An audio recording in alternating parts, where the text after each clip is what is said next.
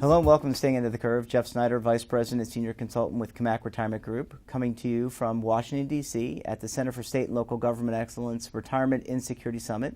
And I'm joined by Division Chief for the City of Alexandria Housing Program, Shane Cochran. Shane, thanks for joining us today. Thank you for having me.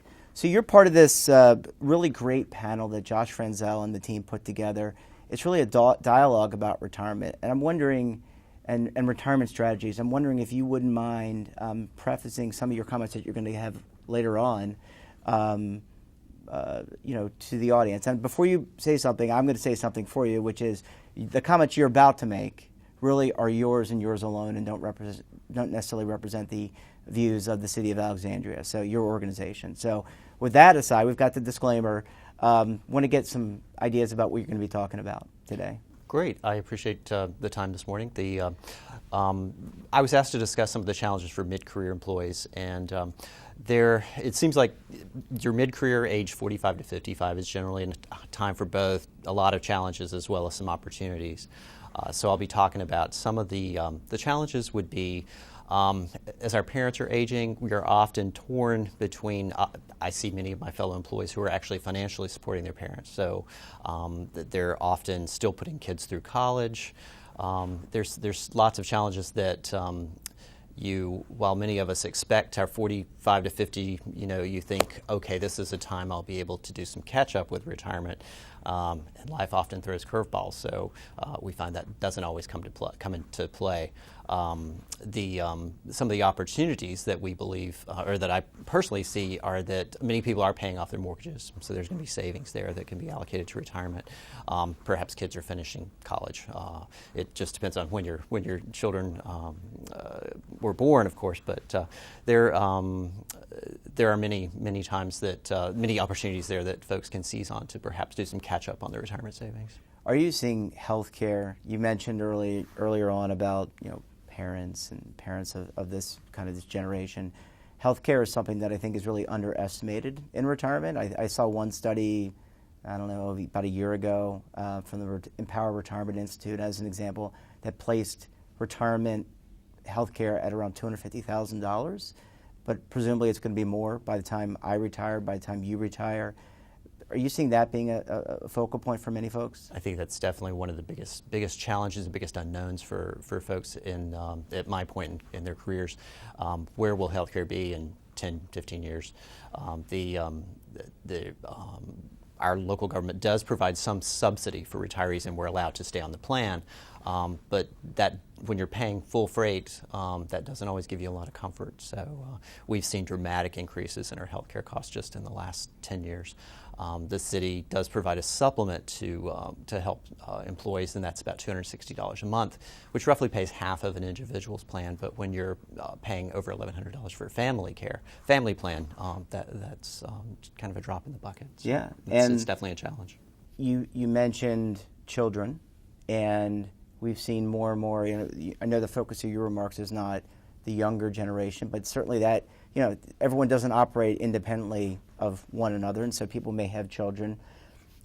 We know that children may have student loan debt and may stay at home longer, and so therefore may be part of the household expenditures or whatnot until they find a job and can get self-sufficient. Is that something that is kind of resonating with you among your peers? That's definitely a big issue. Student loan debt carries through both my professional work as well as this retirement planning issue. So many people I talk to in my professional job of working in affordable housing, helping first-time home buyers, doing some counseling to help them get started with becoming a homeowner, they often are carrying huge student loan debt. I talked to one young man recently who already had $180,000 in debt. Wow. And I told him that's effectively a mortgage in many cases.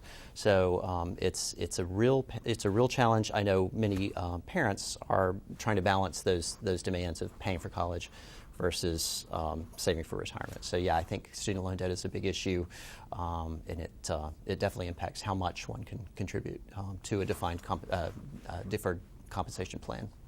As far as we're in a kind of a new age of technology.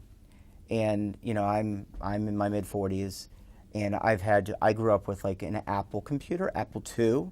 For those who may not remember, that was one of the original personal computers. But now we've moved to mobile, and I'm wondering, we always on the show talk about educating and communicating. How do you communicate with not only people within your cohort or the cohort that we were just talking about? How do you reach out to people? That's something that I think viewers always like to understand and learn. How do you use mobile? Do you use paper? Do you use a combination? Well, I don't work professionally with the retirement plans, but I know that there's been a big push to get folks more tied into the mobile platforms, both with our defined benefit plan as well as the deferred compensation. So they're great tools, and they have lots of planning instruments on help you set forth a retirement plan online, which is great. And I think it also helps people with some asset allocation exercises as well. And that's something that that has helped, I think, demystify finances in a way for folks. I know since the Great Recession, people have been more engaged in looking at their fees, looking at how they're allocating their assets and their time horizon for retirement. Yeah, but I'm a guy who I like technology, but I also like to talk to a person. Like you and I are talking, I feel like I get, there's not like a Wizard of Oz behind the curtain, and I feel like even people of my generation, of all generations, young, mature, et cetera, like that connectivity. I think that's right, and it's always my approach with retirement planning is to take every opportunity to have a sit-down session with someone that comes along. The city has made available planners from the ICMA RC, and they're often in the city, at least probably monthly or quarterly, to sit down and kind of go through retirement planning with folks. And I think you're right. Just getting that second opinion. Am I on the right path? What are my obvious pitfalls here? How can I plan better for my future? And also, how do I compare against my peers? Even though we're all unique, we're all individuals, and we all have, we always try to paint with very broad brushstrokes and say, okay, all 50-year-olds or all 45-year-olds are here. But in reality, we're all unique. We all have our own challenges day to day and in our lives, and therefore we all need our own plans. And I think that is really the challenge. We can't all be communicated to the same way. You and I are very different in terms of how we receive and process information, and the same thing with delivering information about this. I mean, it's not something that you just can paint that broad brush. That's a great point. I often read about how one should be 100% in equities when you're in your 20s, and yet that makes a lot of sense, but perhaps some people might feel more comfort, be able to sleep better at night knowing they have a little bit of cash in a fixed income or a bond fund.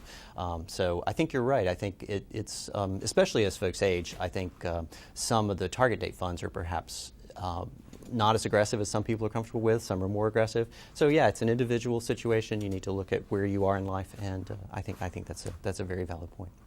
Well, Shane, thank you so much for joining us, and we wish you all the best and with your remarks today, and we hope that people really learn from your experiences and can kind of cross-multiply and share information. So thank you. Great. Thanks again.